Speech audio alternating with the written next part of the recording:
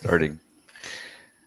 Hi, it's Mark from Top Local Lead Generation. We're here with Mr. David Fairbairn. He's a home inspector in Vancouver, one of the most respected and recommended, one of the best guys for you to call. How are you doing today, David? Yeah, I'm good, Mark. Thanks for selling me a bit there, but yeah, no, I love what I do. So we're going to talk about furnaces, and well, I guess you get asked this a lot. So how long do they last? Okay, well, it's a pretty simple answer. We could do a sort of a short video and say, they're about 25 years. That's the word that kind of gets thrown around. But I'd like to go a little bit more into why they last as long as they last. Which furnaces last a little bit longer, and also how you can make it last longer than it should. So yeah, short and sweet answer.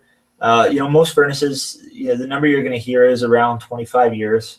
And that's not a hard and fast rule. It's like saying a car only lasts for a certain amount of kilometers. It's not really fair because there's so many other factors at play. And to illustrate my point, I'm sort of in a house here that is built around 1984, 1985, and we're actually looking at a 30-year-old, almost 30-year-old furnace here. This is an old Airco furnace. I've got the panel right here. You can see the, I think this color actually is illegal now, but this is, this was a BC company or a Canadian company that manufactured a ton of furnaces, and then they eventually went out of business, but they made some really good quality furnaces. So this is the kind of thing that we come across in our home inspections where we're sort of going, it's an older furnace, but, this is a pretty well-respected make. And, they have the tendency to go a lot longer than 25 years. And, we see this a lot in older homes. I've gone into houses from 1965 with an original furnace, and the furnace was still working. So one of the big things is, don't think about it like, 25 years and then I have to replace my furnace. The benefits you may get are, your efficiency might go up a little bit. This furnace here is about 80% efficient, a little bit less than that, maybe, probably in the 75 to 80% range. A brand new furnace right now, you can get around 98% efficient. So that's usually what prompts somebody to replace a furnace, is, you get some sort of incentive, or, it's just, it's loud. I hear that a lot too. The furnace is getting really loud, or, I want to save some money, or I've got a friend who, installs furnaces. He's going to be able to put in a brand new high efficiency furnace for me. Generally you're going to hear the number 25 thrown around. I like to say, 25 or more with good maintenance.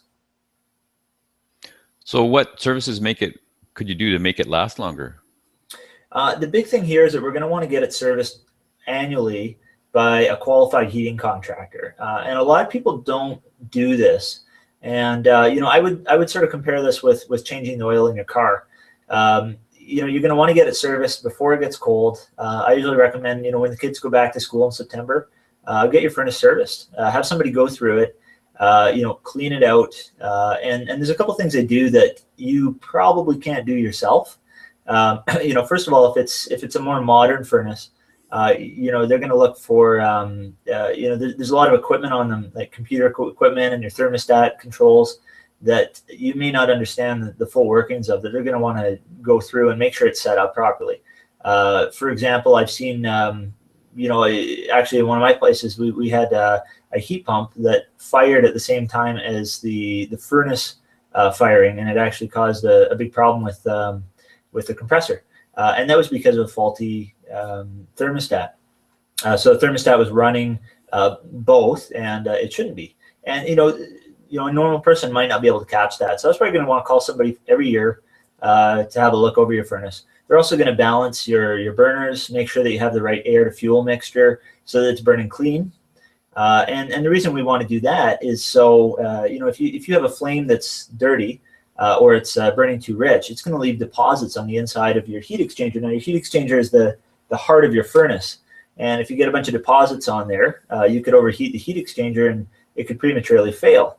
If your heat exchanger goes, you basically have to replace your furnace. That's the kind of thing that they're going to do: balance it, clean it out, check your blower, oil the motor, and that can really go a long way. The next thing you should do to prolong the life of your furnace is to change the filters regularly. And this is a big one that a lot of people miss, at least in Vancouver, I see a lot of people actually not realizing this needs to be done. Here we've got two access panels here for our filter. And if you open it up, there's a small cartridge filter in there, and you should be changing this. It really depends on if you have on your living conditions, but I usually recommend every 3 months going through and changing out your filter.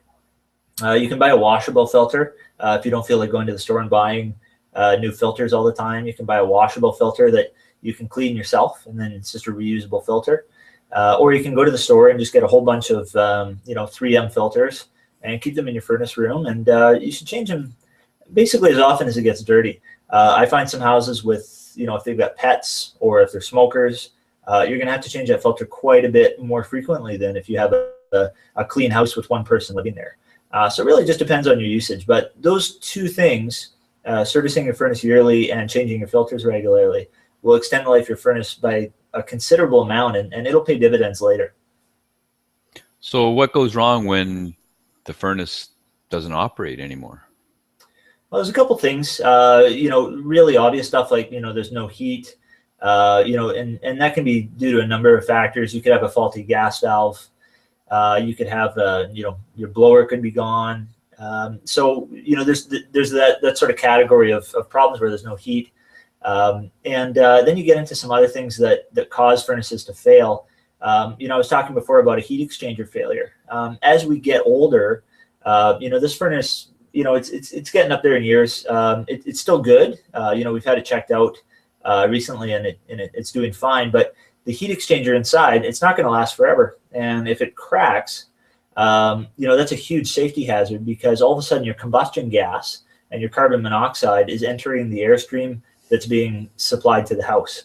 And at that point, you could have a, carbon monoxide poisoning issue.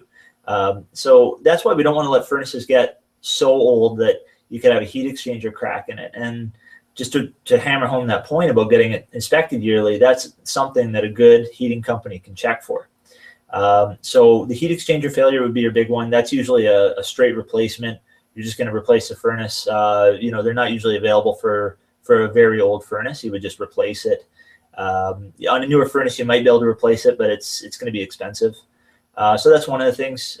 Second of all, little things like if you get a bad thermocouple, or if you get a bad igniter, those are small things that can be repaired by a heating contractor. They're not too bad.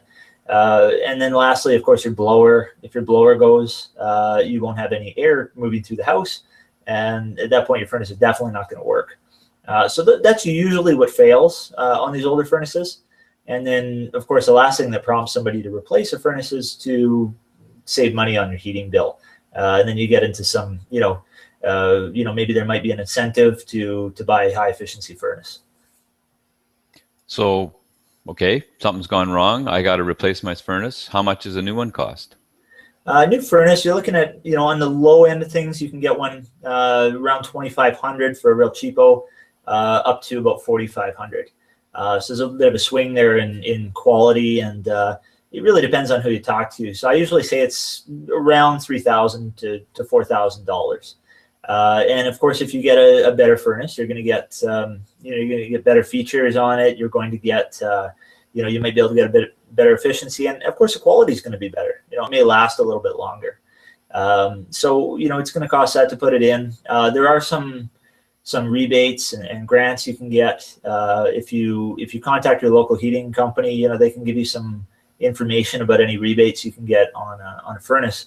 Obviously, we want to have every house have a high efficiency furnace, because you can cut down on your heating bill by 15-20%, and that definitely, it not only adds up in your pocket, you're saving a lot of money that way, but you're also saving the environment.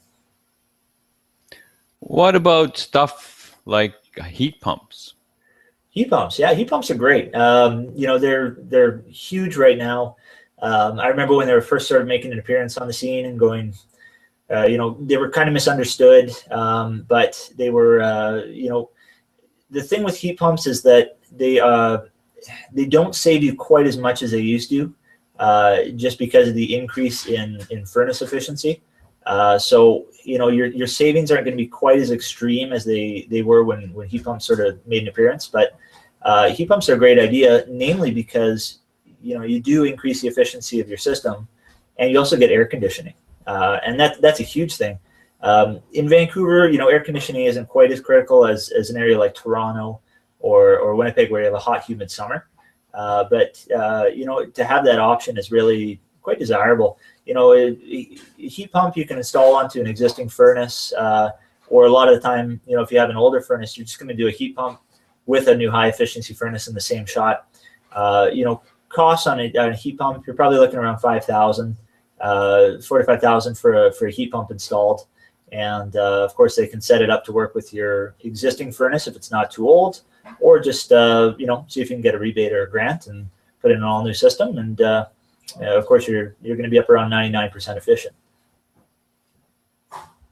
Great. Anything else? Nope. You know what? Check them out. Get them inspected annually. Install a carbon monoxide detector in your house if you have a forced air system.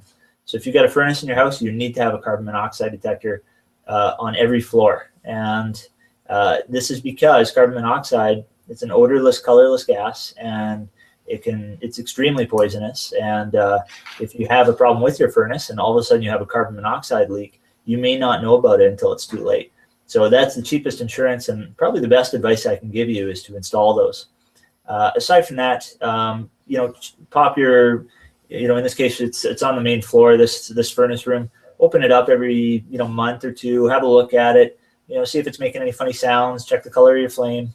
And there's a lot of good information on the web about how to do your own furnace inspections, but of course you're going to want to leave it to a qualified professional, just like you would with your car. Awesome. So we've been talking with Mr. David Fairbairn of Fairbairn Inspections. You can see what kind of service he provides at fairbairninspections.com. Lots of testimonials there, lots of testimonials on the internet as well. You can reach him at 604-395-2795. Thanks a lot, David. Hey, thanks, Mark.